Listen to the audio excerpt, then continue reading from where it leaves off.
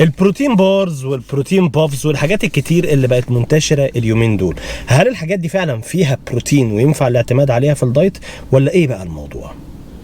اهلا بيكم في فيديو جديد من فيديوهات على الطريق من جوه العربية، السلسلة اللي احنا بنعمل فيها فيديوهات قصيرة وسريعة سهلة التطبيق، بنحاول ان احنا في الوقت اللي احنا قاعدين ما بنعملش فيه حاجة نستفيد من بعض ونفيد بعض. النهارده جاي اتكلم معاكم في توبيك بقى بيشغل شباب كتير وناس كتير جدا، هو فكرة توافر المنتجات عالية البروتين. انا مش هتكلم عن الحاجات الصحية، لكن هتكلم بالاخص عن المنتجات عالية البروتين حرفيا في كل حتة. بتخش السوبر ماركت تلاقي بروتين بارز وبروتين بافز وبروتين رايس كيك وبروتين مش عارف ايه، كل حاجة بقى فيها بروتين. طيب ايه حقيقة الموضوع ده؟ وليه فجأة كل الحاجات دي انتشرت كده مرة واحدة؟ لازم نفهم ان زمان قوي كان مثلا من 8-9 سنين الحاجات دي ما كانش ليها اي وجود في مصر، لكن هي كانت موجوده بره. كانت موجوده بره في شركات محدوده على فكره، ما كانش عدد كبير من الشركات زي ما هو متاح دلوقتي. دلوقتي الموضوع تطور جدا بره طبعا. كانت بالاخص شركه كوست هي الشركه الام او الانوفيتيف في الموضوع، الشركه اللي عندها فكر مختلف عن كل الشركات اللي حواليها.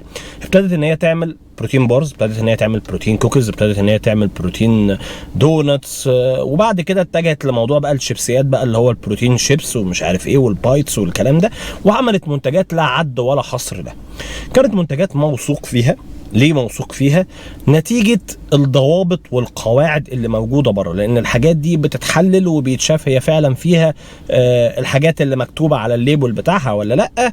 وابتدى الموضوع بره ياخد نهج تاني، ان بقى فيه للناس اوبشنز متاحة تساعدهم ان هم يلتزموا بالدايت بشكل أكبر.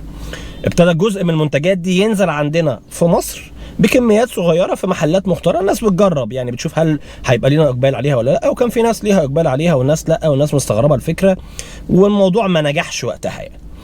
بعد فتره كبيره ابتدت تظهر البروتين بارز في الوقت اللي احنا فيه بقى على الساحه بتاعتنا. دي كانت بدايه ظهور المنتجات عاليه البروتين.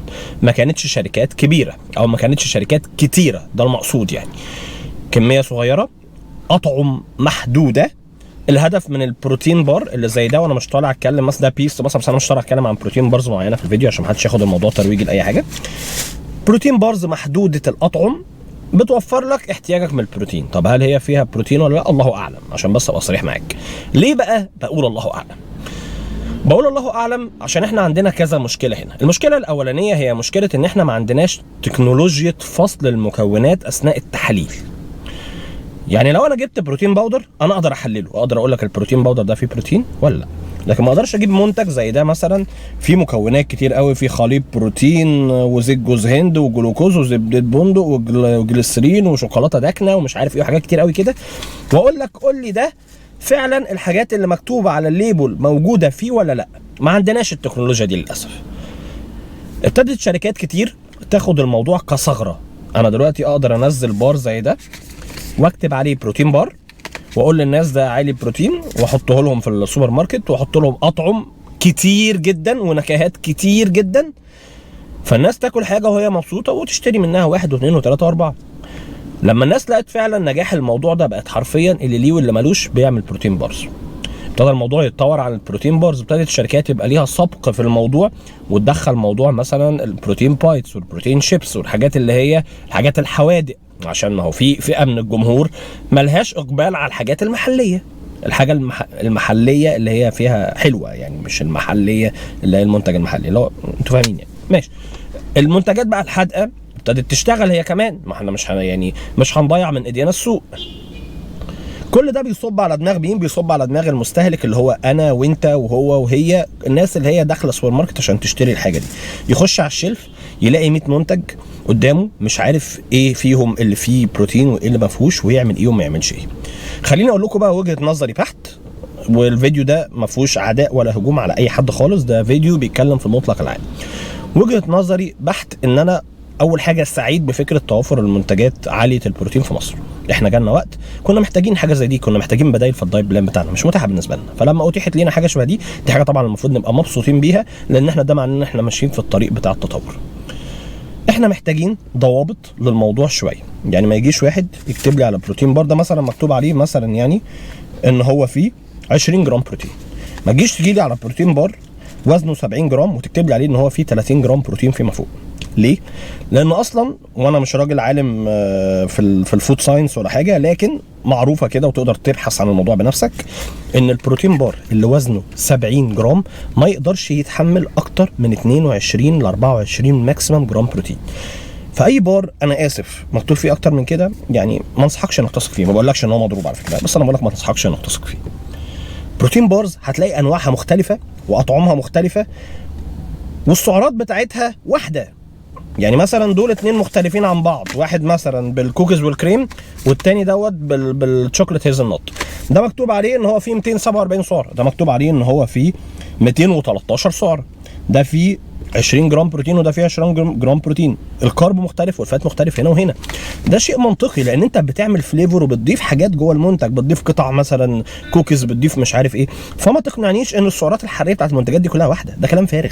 انا بالنسبه لي ده كلام، انا كراجل بتاع نيوتريشن، كراجل مقضي حياتي كلها في دراسه النيوتريشن، احب اقول لك ان ده بالنسبه لي انا كلام فارغ، كلام doesn't make sense بساغ يعني خالص. فخلي بالكم من العوامل دي وانتوا بتشتروا. طيب تيجي بقى لنقطه، هل انا ينفع ان انا اعتمد على حاجه شبه دي في الدايت ولا لا؟ اول حاجه، لو انت كميه البروتين في الدايت بلان بتاعتك مش كبيره، يعني انت رجعت الفيديو بتاعنا بتاع ازاي توفر فلوسك من الاخر كده وتبني عضلات او تخس دهون في وقت غلاء الاسعار، ما انصحكش ان حاجه شبه البروتين بارز او البروتين بايتس او ايا كان ايه المنتج تبقى جزء من الدايت بلان بتاعك، لان انت يا دوبك بتاخد كميه البروتين اللي انت محتاجها. هتخش في حته شك ان انت تضيع 20 30 جرام بروتين من البروتين اللي انت اوريدي مقلله، دي مش احسن حاجه تعملها في حياتك. طيب لو انت راجل بتعمل بالكينج مثلا وعندك سعرات متاحه وما عندكش مشكله انك تدخل حاجه شبه دي، كده كده واخد بروتين بالزياده والدنيا تمام معاك، ما عنديش مشكله انك تستخدم منتج زي ده. فاذا خلي المنتجات اللي زي دي للناس اللي هي كميه بروتينها يا دوبك على قدها في اوقات الزنقه. يعني انا مثلا اهو ماشي في سكه ولا حاجه ولا في سفر ولا في بتاع، واخد واحد معايا من ده، ما عرفتش ان انا اكل، ما عرفتش ان انا اشرب، اكل واحد من ده لظروف الزنقه، لكن مش لكونه جزء من الدايت بلان. طبعا في منتجات موثوق فيها وانا مش هتكلم عنها، انا مش طالع اتكلم عن اي منتج خالص. انا يعني انا اللي خلاني اطلع بيست لان انا جايب بيست عشان انا بحب طعم بيست لا اكتر ولا اقل. لكن الفكره وما فيها ان في منتجات موثوق فيها وفي منتجات كتير مجهوله ما حدش عارف عنها حاجه. يعني احنا قابلنا الفتره اللي فاتت الموضوع بتاع الهيلث سبريد واكتشفنا ان السعرات اللي مكتوب عليها مش هي اللي موجوده فيها واترفع عليهم قواضي للسماء. وارد جدا يبقى في منتجات كتير جدا من اللي موجوده على الشلف دي مش حقيقيه او مضحوك علينا فيها، فنحاول ان هي تكون حاجات للزنقات مش للاعتماد عليها في الدايت بلان. اتمنى ان يكون الفيديو الصغير القصير ده ساعد الناس ان هي تحل موضوع اللبس اللي عندها. ولو وصلت لحد هنا وانت ما عملتش لايك للفيديو او كومنت او مش مشترك معانا في القناه او اول مره تتابع السلسله المنفصله عن الفيديوهات بتاعتنا اللي هي سلسله على الطريق من جوه العربيه، انك تعمل لايك وسبسكرايب للقناه وتفعل جرس التنبيه عشان في فيديوهات كتير هتنزل من دي. وكمان لو انت شايف ان المحتوى كان مفيد ليك اتمنى ان انت تقول لي ده في الكومنتات. ولو عندك اي استفسار او اي اقتراحات يعني لفيديوهات خاصه بالسلسله دي او لاي فيديوهات انت حابب ان احنا نتكلم عنها او نناقشها، سيبها لي في الكومنتات تحت. انا بحب دايما اشوف ارائكم ومقترحاتكم وبحب اشوف دايما تعليقاتكم على الفيديوهات اللي زي دي. كان معاكم دولا من دولاس فيتنس جايد وفيديو جديد من فيديوهات على السريع من جوه العربيه.